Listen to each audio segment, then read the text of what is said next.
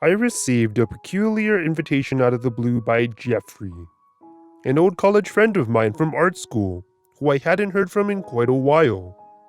He claimed to be on the verge of something incredible related to composition, and begged me to, in his words, bear witness to history being made. He gave an address and a time to meet, where he promised the drinks would flow and the food would be exquisite. Jeffrey had been a smart and funny guy. He had always made me laugh with quick-as-a-whip responses and jokes. He was a composer, a piano player in the music program who'd been the most talented in his class. I'd followed his success after graduation. He was doing well for himself, playing in the symphony orchestra and solo concerts as well. At any rate, I hadn't heard from him in a while, and he had me hooked with the history being made talk, and free food and drink in the mix made for an easy yes. I walked over to the wealthier part of town, where the expensive condos and luxury apartments were, and spotted his address. It was a new building, a modern design with large balconies, just a block from the park. I pressed the buzzer for apartment B, and after being buzzed in, rode the elevator up and walked down the hall to his apartment. His door was open, and the clamor of clinking glasses and soft conversation was spilling out into the hall. I took a step inside and smiled at the small cluster of people, 5 others who I didn't recognize. I walked over to a table covered with assorted snacks and a few bottles of top-shelf liquor.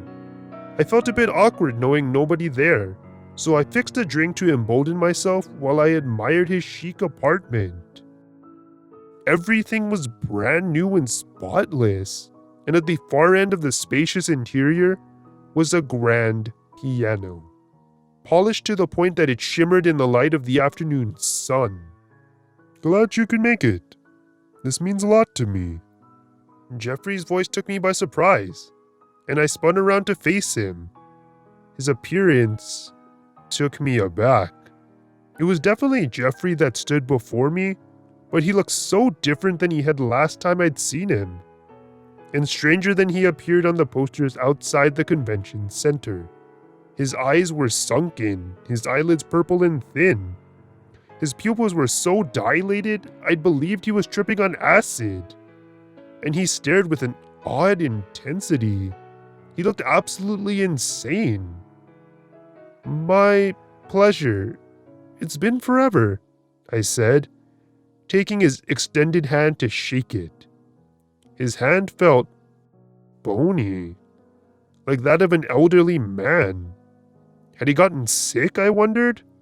Without any notice, Jeffrey plucked a champagne flute from the table and tapped a butter knife against the side, ringing out to silence the murmurs of his gathered guests. Jeffrey rotated his head to stare into the eyes of the patrons. He walked in front of the expensive piano and faced us, unbuttoning the bottom button of his blazer in anticipation of sitting at the instrument. He looked manic, eyes bulging as he spoke with an intensity that made me uncomfortable. "Eric Satie, Robert Schumann, Bedřich Smetana, and Hans Rott all sought it out. A myth, a theory, a legend, and little else but vapors through the past few centuries. An elusive rumor, occasionally whispered about after concerts.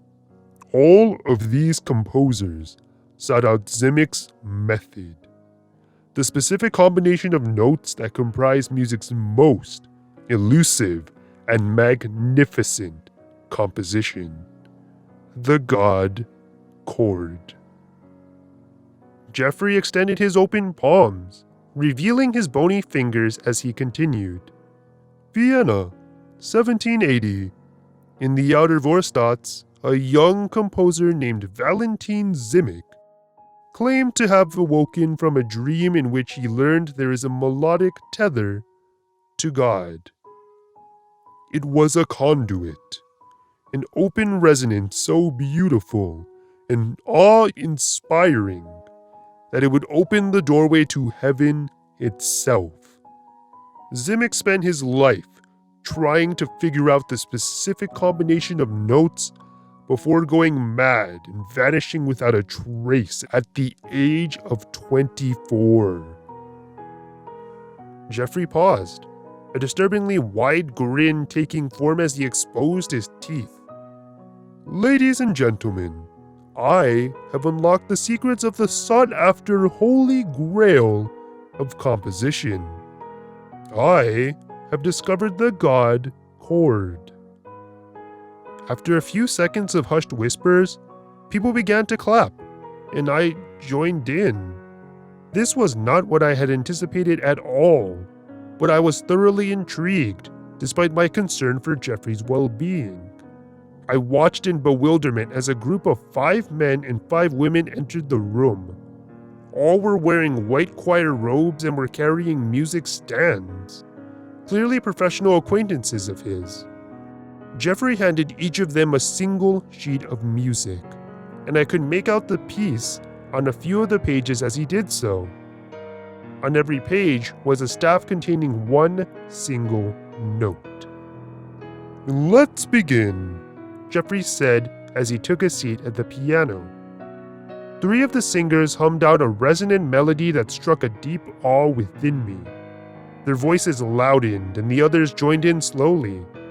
With every added note, the complexity grew and the melody truly did inspire some deep-rooted feeling of divinity. It was hauntingly beautiful, but once all the voices had joined in, something felt off. I felt dizzy, my vision swimming before me.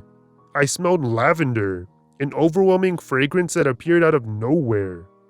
I rested a hand on the table to secure myself as that chord seemed to shift. The same notes were being sung by the choir, yet the sounds of those notes seemed to change in a way that raised every hair on my body. It warped into a cacophony that tingled my spine from the strange beauty it inspired. Then, Jeffrey raised his bony hands in the air and wiggled his fingers in a show of anticipation. The room seemed to be pulsing as if it was breathing.